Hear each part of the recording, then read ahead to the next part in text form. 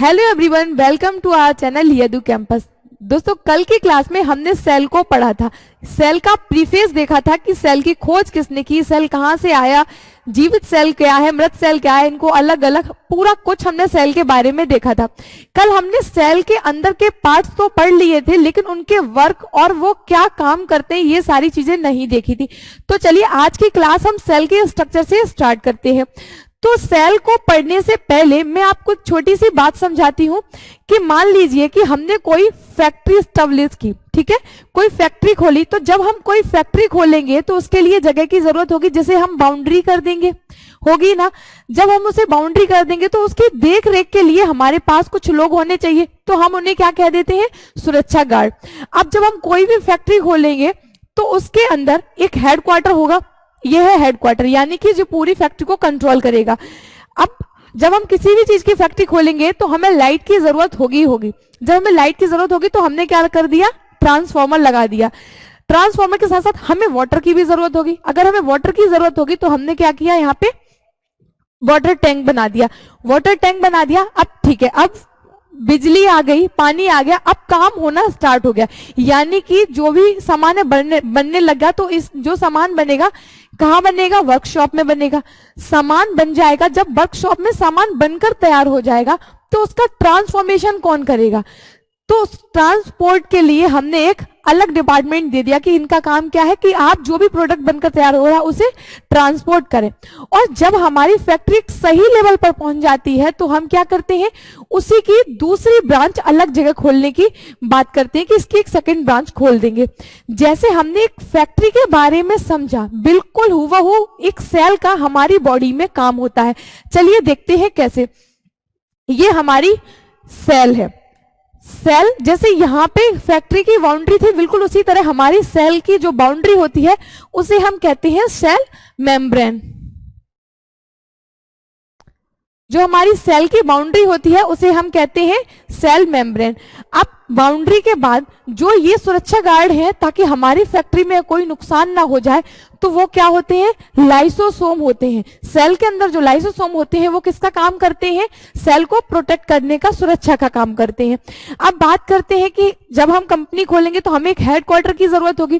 तो हेडक्वार्टर यानी कि न्यूक्लियस, न्यूक्लियस जो होता है वो सेल का सबसे बड़ा अंग भी होता है। और ये क्या काम करता है, ये पूरी सेल को, सेल में जितनी भी चीजें होती हैं उन सारी चीजों को ये कंट्रोल करता है, यानी हेड होता है। इसीलिए हम इसे क्या कहते हैं, कोशिका का ब्रेन भी कहते हैं। अब बात करते हैं कि हमारे पास वाटर टैंक है। वाटर टैंक है यानी कि वैक्यूल्स, जो रसधानी होती है उनमें क्या रहता है, वाटर स्टोर रहता है। अब यहाँ पर क्या, हमें ट्रांसफार्मर की जरूरत थी। भाई जब कोई भी प्रोडक्ट बनेगा तो हमें ऊर्जा की जरूरत होगी। तो जो ऊर्जा की जरूरत होगी तो ऊर्जा का निर्माण कौन करता है, माइटोकॉन्ड्रिया करता है। सेल के अंदर ऊर्जा का निर्माण कौन करता है, माइटोकॉन्ड्रिया करता है। इसीलिए माइटोकॉन्ड्रिया को ऊर्जा का घर भी कहते हैं। अब बात करते हैं कि पानी भी मिल गया, सारी चीजें हो गई, अब हमारा प्रोडक्ट बनेगा कहाँ, यानी कि एंडोप्लाज्मिक रेटिकुलम जो होता है वहां हमारा प्रोडक्ट तैयार होता है। दो तरीके का होता है, एक स्मूथ सरफेस होती है और एक रफ सरफेस होती है। जो रफ सरफेस होती है उस पे आप देख रहे होंगे कि कुछ वर्कर्स काम कर रहे हैं, तो इन वर्कर्स को हम क्या कहते हैं, राइबोसोम। ये किसका निर्माण करते हैं, ये प्रोटीन का निर्माण करते हैं। और जो ये स्मूथ सरफेस होती है, यहाँ पर किस चीज का निर्माण होता है, वसा का निर्माण होता है। चलिए अब हमारे पास प्रोडक्ट बनकर तैयार हो गया, ठीक है, हमें यहाँ से एनर्जी मिली, यहाँ से वाटर मिला, ये इन्होंने हमें प्रोटेक्ट किया, हमारा प्रोडक्ट जो था वो बनकर तैयार हो गया। अब जब हमारा प्रोडक्ट बन गया तो उसे ट्रांसपोर्ट कौन करेगा, तो ट्रांसपोर्ट का काम कौन करता है, गोल्जी बॉडी। गोल्जी बॉडी क्या करती है, ट्रांसपोर्ट का काम करती है। अब बात करते हैं कि सेंट्रोसोम यानी कि सलाहकार, एडवाइजर, तो वो काम कौन करता है, सेंट्रोसोम का काम होता है। यहां तक आपको समझ में आ गया। चलिए इस स्लाइड में देख लेते हैं। सबसे पहले बात करते हैं कि माइटोकॉन्ड्रिया। माइटोकॉन्ड्रिया की खोज अल्टमैन नामक वैज्ञानिक ने की थी।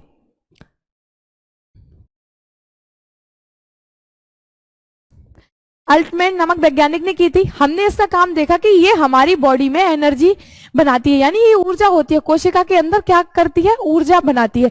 कैसे, जो हीमोग्लोबिन होता है वो हमारे ऑक्सीजन को माइटोकॉन्ड्रिया तक देकर आता है कि ये लो, तो ये क्या करता है, कैप्स साइकिल जो होता है, कैप्स नामक वैज्ञानिक ने इस साइकिल की खोज की थी। क्या किया था कि जो हमारी बॉडी में ऑक्सीजन पहुंच जाता है, हीमोग्लोबिन जो माइटोकॉन्ड्रिया को दे देता है, वो क्या करता है, ऊर्जा बनाता है, ठीक है, और वही ऊर्जा फिर हमें एनर्जी के रूप में बाद में मिलती है।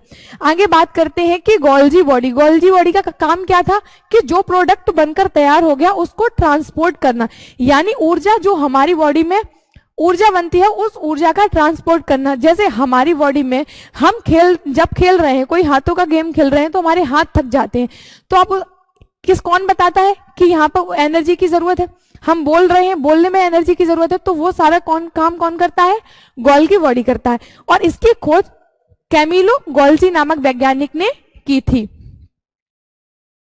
रसधानी यानी वैक्यूल्स, इनका क्या होगा, बॉडी में 65% वाटर होता है जो वैक्यूल्स में रहता है, यानी रसधानी में जो 65% वाटर होता है वो रसधानियों के अंदर भरा हुआ होता है। अब आता है अंतःप्रद्रव्य जालिका यानी एंडोप्लाज्मिक रेटिकुलम। इसका काम क्या होता है कि ये कोशिका को एक आंतरिक कंकाल का रूप देता है, यानी कि आंतरिक कंकाल होता है, कोशिका का शेप गड़बड़ नहीं हो जाए इसलिए। अब बात करते हैं कि ये किसका निर्माण करता है, वसा का निर्माण करता है और प्रोटीन का निर्माण करता है। जैसा कि आपने अभी डायग्राम में देखा कि एक जगह राइबोसोम लगे थे, जहां वो वर्कर्स लगे हुए थे तो वो क्या बना रहे थे, प्रोटीन बना रहे थे, लेकिन जहां वर्कर्स नहीं लगे हुए थे वो वाला भाग वसा का निर्माण कर रहा था। तारक का यानी सेंट्रोसोम, इसकी खोज वॉवरी नामक वैज्ञानिक ने की थी और इसका कार्य क्या होता है, कोशिका का विभाजन करना। क्या था, सलाहकार था, काम क्या है, कोशिका का विभाजन करना है, एक से दूसरी कोशिका बनाना। कहीं की कोशिका को चोट लग गई, मर गई, तो क्या करता है, सेंट्रोसोम का काम क्या होता है, दूसरी कोशिका को बना देना। जैसे मैंने आपको कल बताया था पिछली क्लास में कि अगर मुझे कोई थप्पड़ मारे तो मुझे यहाँ दर्द होता है, यानी यहाँ की सेल्स जो होती हैं वो डेड हो जाती हैं। जब सेल्स डेड होने के बाद जो दूसरी सेल्स का निर्माण करता है, दूसरी सेल कोशिका का विभाजन कर देता है, वो कौन करता है, कोशिका के अंदर सेंट्रोसोम। सबसे ज्यादा लिवर में पाया जाता है। ये जो सेंट्रोसोम है इसकी सबसे ज्यादा मात्रा लिवर में होती है। इसीलिए मैंने आपको जो प्रीवियसली आपका जो लेक्चर लिया उसमें हमने आपको बताया था कि लिवर में हम जैसे लिवर डोनेट कर देते, 25 हिस्सा अगर हमने डोनेट कर दिया, 25% हिस्सा, तो वो क्या करता है, जल्दी से बहुत जल्दी कोशिका विभाजन करके वो चीजें पूरी क्या कर देता है, सही कर देता है। ब्रेन में सेंट्रोसोम नहीं पाया जाता है, जो ब्रेन होता है वहां सेंट्रोसोम नहीं पाया जाता, इसीलिए जो चोट ब्रेन में लगती है वहां कोशिकाएं नहीं बनती हैं और धीरे धीरे करके उस व्यक्ति की मृत्यु हो जाती है। राइबोसोम, जो एंडोप्लाज्मिक रेटिकुलम हमने देखा था उसमें हमने देखा था कि वो दो तरीके से होता है, एक तो स्मूथ और एक रफ। तो जो रफ सरफेस पे हमने देखा था ऐसे पॉइंट हो रहे थे, वो क्या था, राइबोसोम थे। अब क्या करता है, यह एंडोप्लाज्मिक रेटिकुलम में ही होता है और ये क्या करता है, राइबोसोम क्या करता है, प्रोटीन का निर्माण करता है। यानी ये वर्कर्स हैं, ये क्या कर रहे हैं, प्रोटीन का निर्माण कर रहे हैं, प्रोटीन को बना रहे हैं। अब बात करते हैं केंद्रक की। केंद्रक क्या है, ये हमारी कोशिका को पूरा कंट्रोल करता है। इसे कोशिका का मस्तिष्क भी कहते हैं। जो कंट्रोल करेगा उसके पास जेन्युइन बात है कि ब्रेन होगा, तो इसे क्या कहते हैं, कोशिका का मस्तिष्क भी कहते हैं। न्यूक्लियस की खोज रॉबर्ट ब्राउन नामक वैज्ञानिक ने की थी। कोशिका का सबसे बड़ा अंग होता है, कोशिका के अंदर जितनी भी चीजें पाई जाती हैं उनमें से जो न्यूक्लियस होता है वो कोशिका का सबसे बड़ा अंग होता है। इसका काम होता है कि ये पूरी कोशिका को क्या करता है, कंट्रोल करता है। इसमें क्रोमोसोम व डीएनए आरएनए पाया जाता है। अब बात करते हैं लाइसोसोम की। इसके खोजकर्ता कौन है, डी डुवे नामक वैज्ञानिक ने इसकी खोज की थी। इसका कार्य कोशिकीय पाचन करना है, यानी कि जो हमने साइड में आपको बताया था कि ये सुरक्षा गार्ड है, यानी कि जो भी जैसे भी कोई भी प्रॉब्लम आएगी तो वो ये क्या करता है, उस चीज को खत्म कर देता है। इसमें हाइड्रोलिटिक एंजाइम पाया जाता है और ये क्या करता है, जब भी ये देखता है कि कहीं से चीजें गड़बड़ हो रही हैं तो ये क्या कर देता है, विस्फोट कर देता है, उन सारी चीजों को खत्म कर देता है। इसीलिए इसे सुसाइड बैग भी कहा जाता है। आरबीसी के पास लाइसोसोम्स नहीं होते हैं, इसीलिए आपने आरबीसी पहले भी पढ़ा होगा। आरबीसी का जो कब्रिस्तान होता है, आरबीसी जहां जाकर मरती है वो क्या होता है, प्लीहा होता है। यानी कि आरबीसी के पास लाइसोसोम नहीं होता है। अगर लाइसोसोम होता तो फिर तो इसे प्लीहा में जाने की जरूरत ही नहीं पड़ती। इसीलिए आरबीसी की मृत्यु कहां होती है, प्लीहा में जाके। अब बात करते हैं जीव द्रव्य की। इतनी सारी चीजें पढ़ने के बाद हमने देख लिया कि जो हमारी सेल्स थी उनमें ये सारी चीजें, पूरी जितना भी ये स्ट्रक्चर था सेल का, ये जो हमारा स्ट्रक्चर था सेल का, इसमें ये सारी चीजें हमने देखी।